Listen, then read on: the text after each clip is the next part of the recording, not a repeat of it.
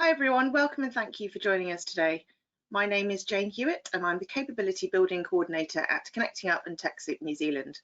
Connecting Up and TechSoup New Zealand are part of the Info Exchange Group, a social enterprise that tackles the biggest social challenges through the smart and creative use of technology. And for those of you who haven't attended a webinar with us before, we run an annual training calendar of online webinars, workshops, boot camps and webcons to help the social sector upskill in all things digital. And you can check out our calendar on both the Connecting Up and TechSoup New Zealand websites. So welcome today to the webinar, What Makes an Effective Communications Fundraising Website in 2021 with Marlin Communications. And just before we begin, we'll start with a bit of housekeeping today. All lines are muted, so if you have any technical issues, please just type them into the questions box on your GoToWebinar panel and I should be able to assist. And if you've got any questions during the session, please type these into the questions box and James will be able to answer them at the end of today's webinar. If you're on a Wi-Fi connection and have multiple programs open, this can sometimes affect the quality and the video of the webinar, so please just close any programs you're not running. Please note this webinar is being recorded and you will receive a copy of the slides and the recording towards the end of today.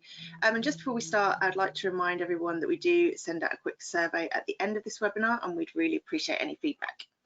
That's all from me. I will pass over to James to get things started.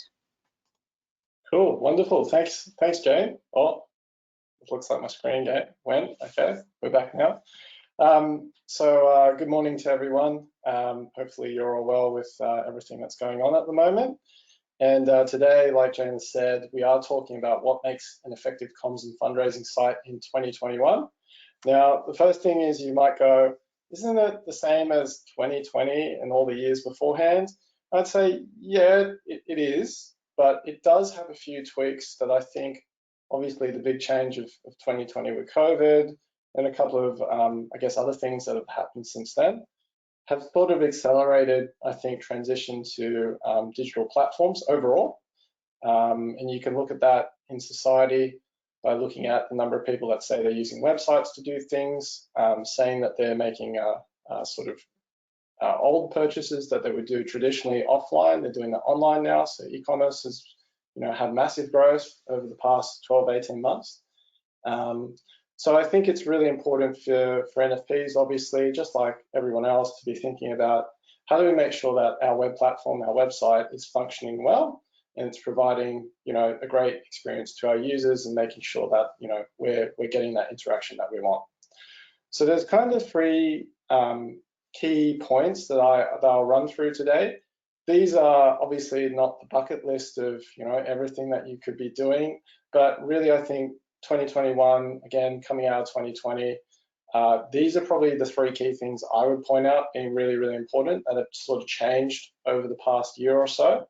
And these would be the things that if you're either looking to build a new website or you're thinking about, just fixing a few things or updating some things or wondering what to do, these would be my top sort of three areas to go through. So the first one there is making sure your website has a great user experience. I mean, that's pretty clear. If people come to your website, you want them to interact and engage and have a positive sort of impact on them. But like I said, with more people going online, sort of the bar for user experience is maybe a little bit higher, and you do want to make sure that you're paying a little bit more attention to it.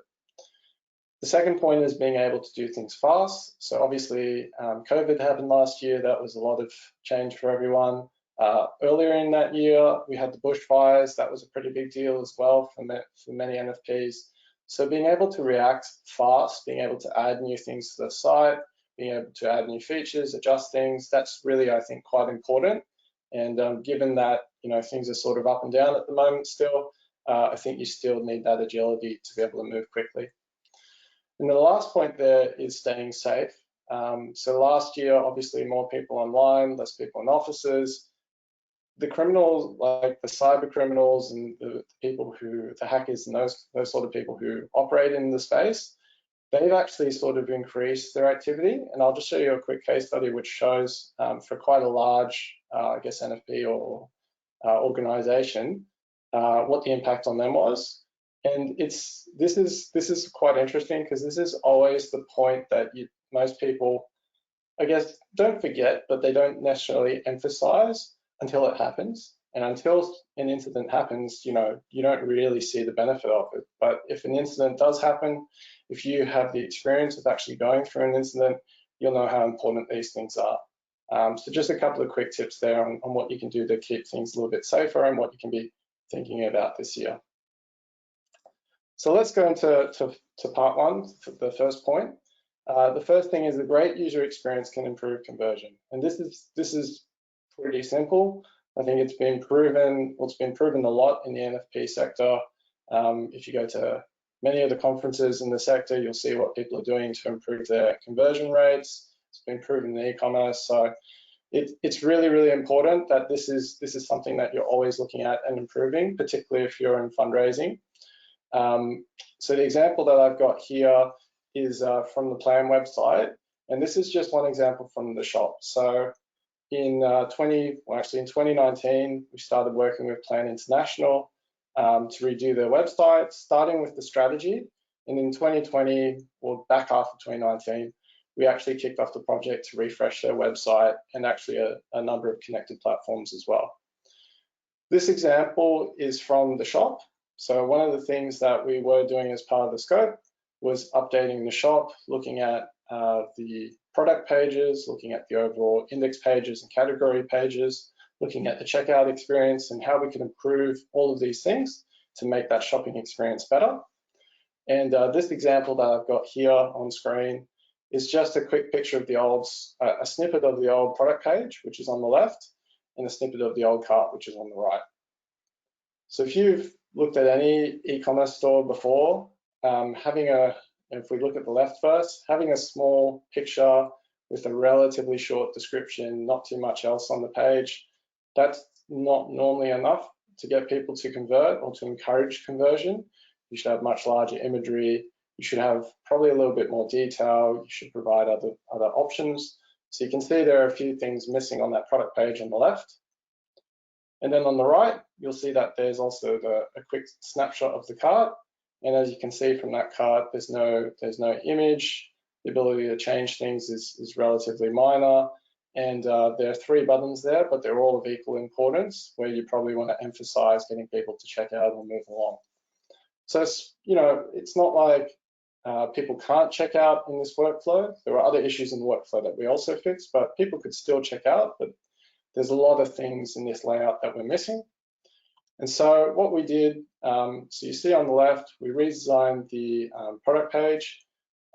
We made sure that the images were much larger, much more front and center, so people really connected with that. We sort of called out that header a bit more. We gave a few different options. So this was sort of a new feature that was made clearer or added. So it was easier for people to select how they wanted to receive their sort of e-cards. And then you can see down the bottom, we had a few buttons, add to cart. We also provided other payment options in the cart, so people could immediately, on the product page, sorry. So people could immediately check out and buy that card if they wanted to. And then on the right, you see the updates that we made to the cart. So we actually changed the cart completely. Instead of the cart being a separate page, the cart became a sidebar. So it was really easy to sort of access wherever you were on the site. As you can see, there's images now in the cart, which is really, really important. It provides that visual feedback that people know what they're buying. And you can see down there that we have a few different options. So place your order being the most important and coming up top. And also providing a couple of those payment options straight away. So if people wanted to check out quickly, they're able to do so just like that. And not just these changes, there are a range of other changes to the process, which I'm not going to cover all of them now. But in the Christmas period of 2020, they actually resulted in a 131% increase in sales. So that's probably not the most typical case study. You can't run around and say, okay, we're going to change these things and we're going to get 131% improvement. That's probably not so common, but it does illustrate what can happen if you get things right in the experience and you really focus on making each step in that journey, just tightening it so it's really easy for the user to use. So great user experience, improves conversion. You've got more people online. They want to either purchase, interact with you, donate, or whatever online. can be more money for you at the end of the day, or potentially leads or volunteers or whatever else, more supporters. The other side, I think, of this great user experience is that a great user experience can make you stand out. So obviously, with more people going online, like I've already talked about, as we all know, the sort of bar gets risen, I suppose. If people are spending more time online, they are looking at more websites, considering more things. For you to stand out, you've got to do a little bit more. So this example, again from Plan, is sort of looking at the old website versus the new ones, the old one being on the left and the new one being on the right. And this is just the sort of first file of the homepage. So when you type in plan.org.au, this is what you would come to and see. So on the left, you can see that it's still actually quite a nice sort of first fold for the site. You can see the statement there: no child deserves to live in poverty.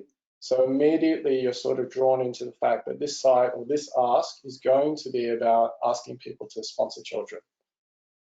Now for the Plan, as you guys will probably know, there are other charities that they sort of compete against that also offer the child sponsorship, I guess, product, for lack of a better word. And that sort of makes them, I mean, while they are big, they're doing great work, that sort of sets them up to compete and sort of go head to head against others.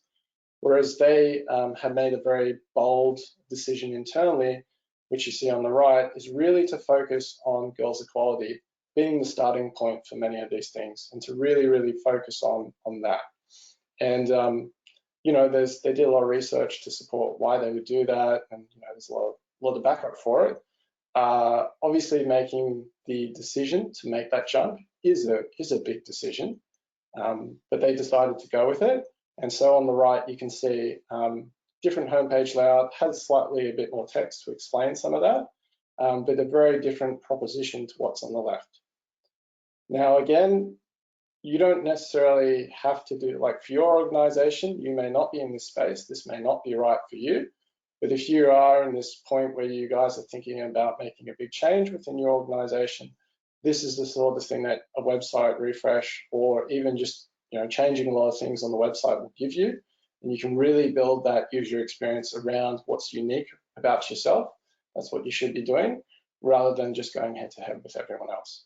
So I don't have any stats off the back of that. I can't, this is the sort of change that you make, and there's not sort of a definite, clear outcome of the change, but you will see it, I guess, in the statistics over time, as well as some of the other changes that you've made. If I just wrap up this point, I think a great user experience is a focused experience. And this is something I think you can maybe take away as maybe something to think about, or at least a little heuristic that you can apply to your organization. I think you've really got to, the first thing you've got to do is you really got to define engagement, or you've got to define your goals. I know that sounds really, really simple, but there are a lot of people that we see that come to us and say, oh, we want to increase engagement on the site. That's not really specific enough. You should be defining your key actions, and you should have really one or two key actions across the whole site. It doesn't mean that you can't have more sort of in subsections, but if you want to put one or two things in the top right corner of the website, which things are they going to be? And that's where prioritizing with stakeholders, you might end up with a list of, say, 5 to 10 sort of key actions you want people to take on the website, but one or two have to come first, and that has to be what you generally put up that top right. So it's really, really important that, again, you define what your goals are. They can't be super generic. They do have to have a level of detail. You do need to list them all out. You might end up with, I think, 5 to 10, but pick one or two that you are going to focus on as the keys. And that needs to be a process of consultation with the stakeholders. The last point that I have here is measurement. So a lot of people, there's sort of two sides to this. A lot of people will want to make a change without necessarily understanding what people are doing now. Sometimes that's okay, because there's so many things that you're not doing or need to be fixed, that if you like it's too far away from where you are now to sort of go, yes, if we measure this, then we'll have an idea of how that works. sometimes you do have to make a big jump. If you've got, say, a 5-year-old site or something like that, there's probably a good chance you'll need to make a big jump. But generally, if you've got something, you've had it for 2-3 years, or it's working reasonably well, you've kept it up to date, then you should be measuring how it's performing, and those measurements you make should give you an idea of what you're going to do next. And obviously, once you make the changes, whether again it's rebuilding the site or it's releasing a new version, a new feature, or a new update, you should take those measurements that you do earlier and compare them to later. So has conversion rate improved? Has our traffic improved over 6 months? Has are we getting further in the donation process than we were before? There's a lot of details that you can dive into. I don't think it's about going into the nth level of detail. You probably don't have the resources to do that anyway, but it is about going, okay, there are a few key things that we want to measure. We've defined our key actions. We need to define how we're going to measure these. Let's make sure that we are measuring those on a regular basis. So that's my sort of, I guess, key tips for that first point in building a great user experience, making sure that's really focused and you're measuring it. The second point is being able to do things fast. So why is this important? There's sort of 3 key reasons I think this is really important. The first is that it lets you raise more. So this example here is from the bushfire relief fund that RSPCA New South Wales set up last year in January. So as everyone's probably aware, there were bushfires, particularly bad, I think in the first or second week or so of January. And RSPCA New South Wales, being an animal welfare charity, needed to respond very quickly. They were able to basically set up a couple of landing pages and donation pages within a day. They did all the Facebook sort of work and all the social media work to tell people what was happening, and drove people to these pages to get them to donate to the Bushfire Relief Fund. Now that campaign ran for a week or so, and that's all they could fit with the resources that they had. They had other campaigns on as well that they had to manage and make sure they didn't run over the top of each other. So they only had a week's window really to sort of put this up and do this. And they were able to make $500,000 around about per day during that time. So why is speed important? Well, they could set it up quickly. They set it up themselves. They took, I think, a little bit of advice from us, but they actually set it all up by themselves because we had worked with them to do this before. And at $500,000 per day, you can imagine what would happen if you're a day late or 2 days late or even a few hours later. It actually does cost you money. So in this example, again, this is probably maybe one of the bigger examples of an emergency type appeal. And for those larger charities, you still will be in this kind of situation. Even if you're not doing an emergency appeal, just getting things out a bit earlier on time gives you just a bit more of a window to make that extra money. And this is a very tangible example. The flip side of that, of course, is it actually gives you time back. So if you can do things faster, great. You can get them out earlier, gives you more opportunity to raise money or interact with your supporters. It also gives you time back. So if your team is, traditionally spending 2-3 days to get a campaign up, and instead of spending those 2-3 days with the site rebuild or some updates to your site, you can do that in a day. That gives them a lot of time back that they can use to do other things. So either make the campaign run better, or to take on more campaigns, or to take on other tasks that haven't been done that are important. I mean, it's pretty straightforward, right? But I'm always surprised about how many organizations that I've talked to don't seem to value that really highly. Personally, I think that's very, very important because you're just getting more return out of what you're putting in. The examples here, again, very quickly, they are from RSPCA as well. And this is their winter appeal. They actually have a couple of different versions of it. This is their winter appeal. Again, they're able to set this all up by themselves. They do have a little bit of consultation from us, and we do sort of develop some features in the background. So in general, it's quicker or more adaptable for them to set these things up. But they're able to do this all when an appeal comes around. They do it all themselves, and we're just there to give them a little bit of expert advice rather than hands-on development work. So that time back is really useful. Saves you money like before, and lets your team do more. The last sort of, I guess, benefit, if you're able to do things fast, is it makes trying new ideas much easier. So the example that I've got here, and this is not something that's actually been done with an Australian charity. This is me thinking forward a little bit about what could be done. So this on the left here is a site called the Giving Block, and it actually allows you to donate cryptocurrency. So I would assume that most people have probably heard about cryptocurrency over the last year or so.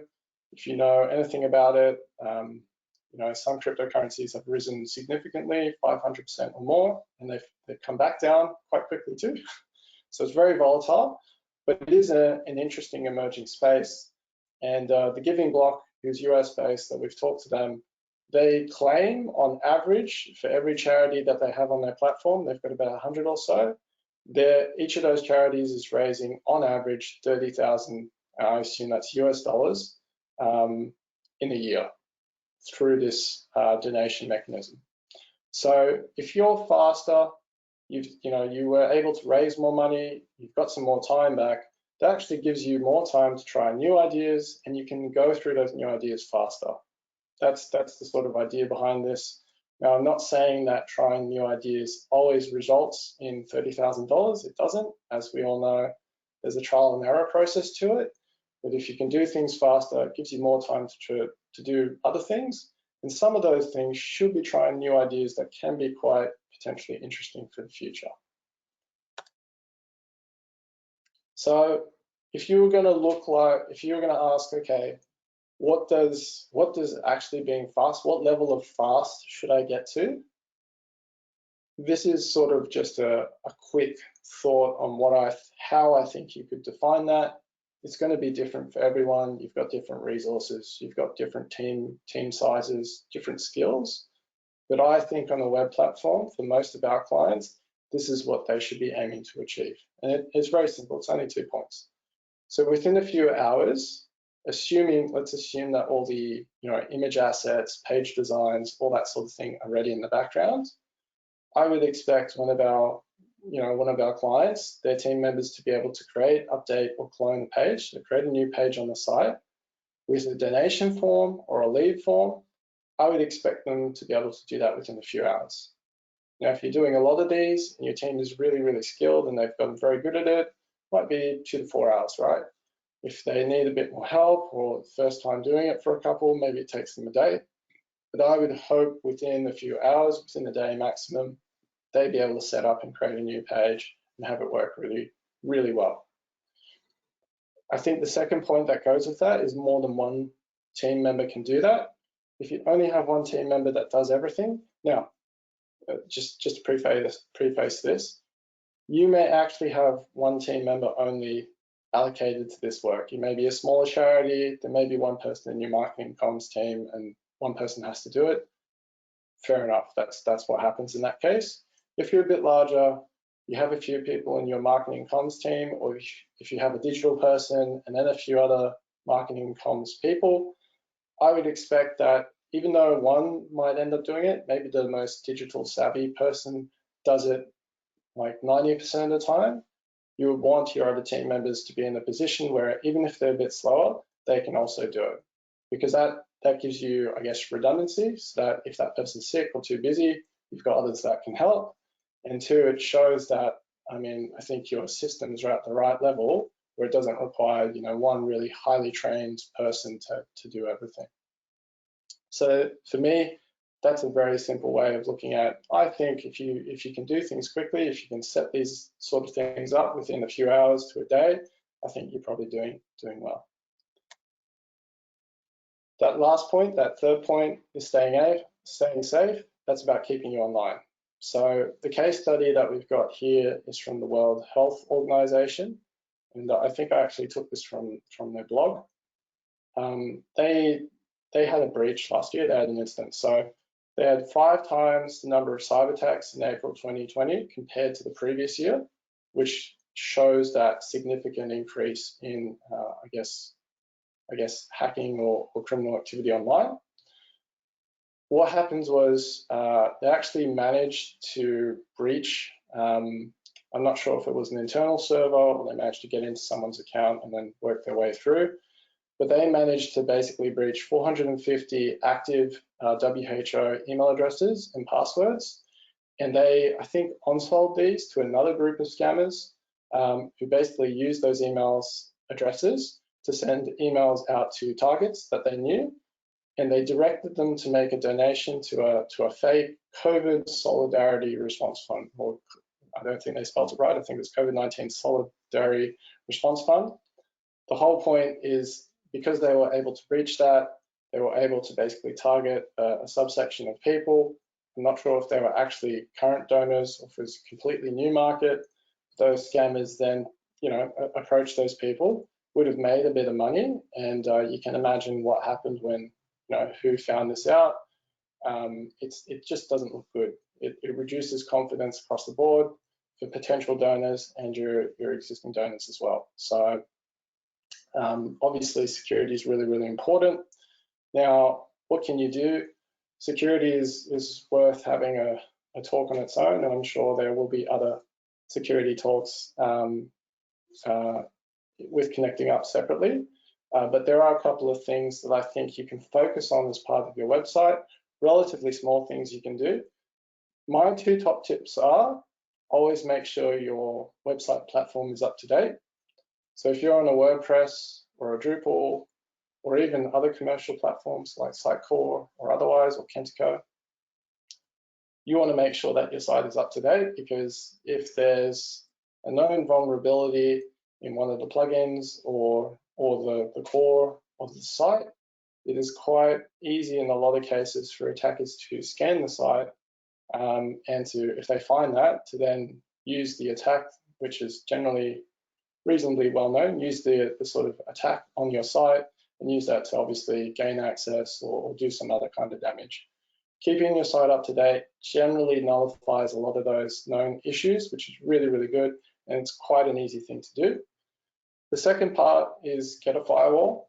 So a lot of attacks that I've seen are automated or brute force, which involve a lot of sort of requests going back and forth between the server. Getting a firewall can stop a lot of those attacks just dead in their tracks.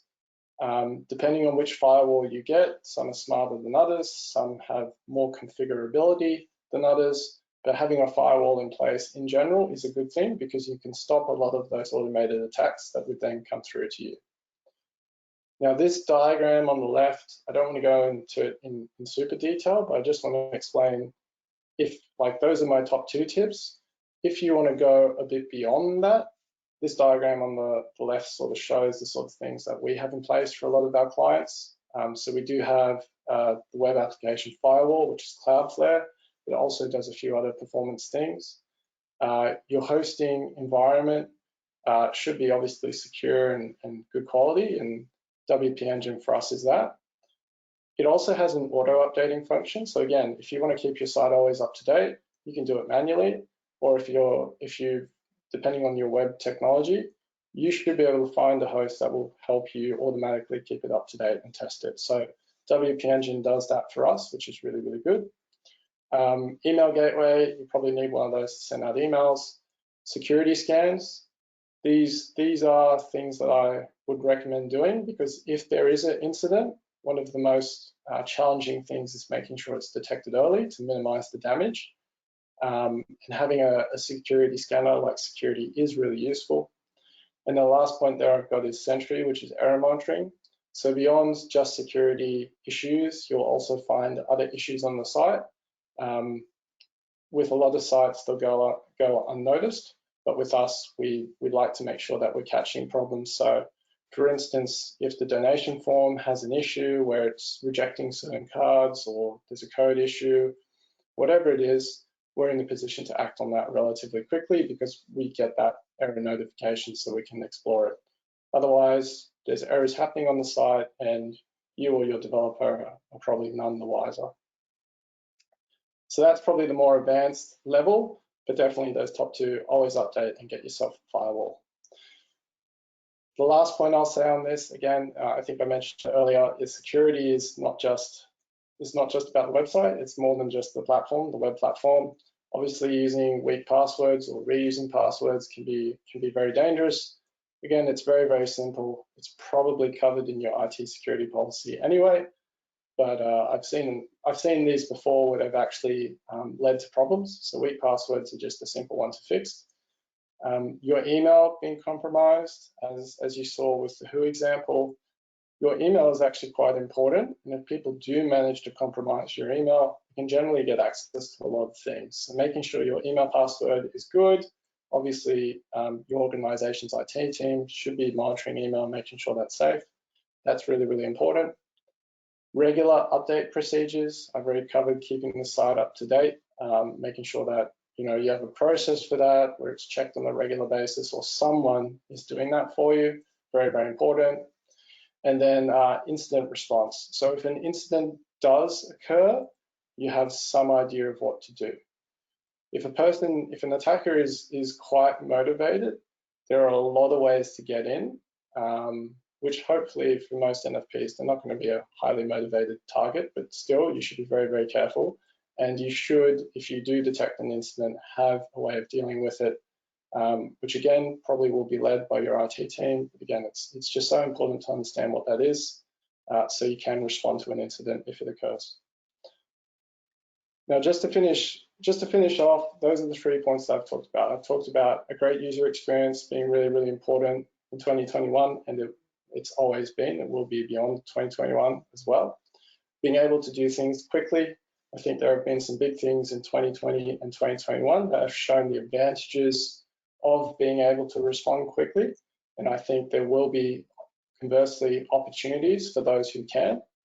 And then the third point is staying safe. Absolutely important. It was always important, but I think in general, there is a bit more of that, I guess, cybercrime going on. So staying safe is just really important. One of the things that we've been doing, and it's not something that I'll cover today, but anyone that's interested, we have been building a best practice starter kit for the sector. We are calling it the Marlin Web Platform. If you're thinking of rebuilding a site, this might be interesting to you.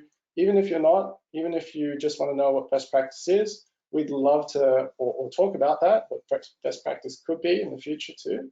We'd love to hear from you. We'd love to talk to you. We'd love to walk you through what we have, and then trade notes and do that sort of thing. So I'd love to talk with anyone later who might be interested in that.